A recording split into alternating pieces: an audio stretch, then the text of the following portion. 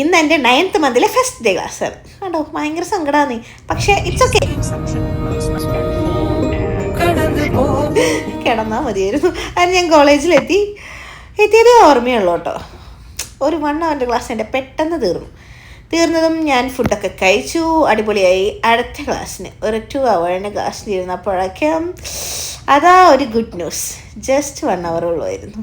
അപ്പം ഞാൻ വേഗം പോയി എൻ്റെ ബസ് പാസ്സൊക്കെ എടുത്തു.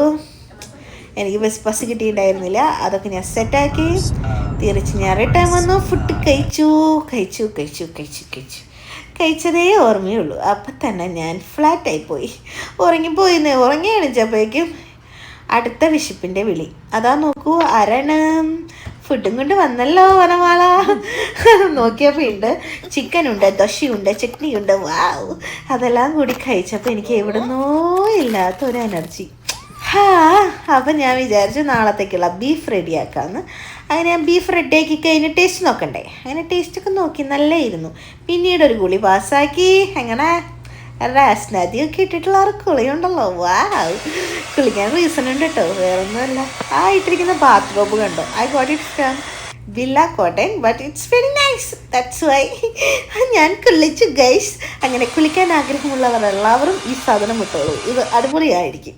അപ്പം ഇന്നത്രേ ഉള്ളൂ. Okay, by.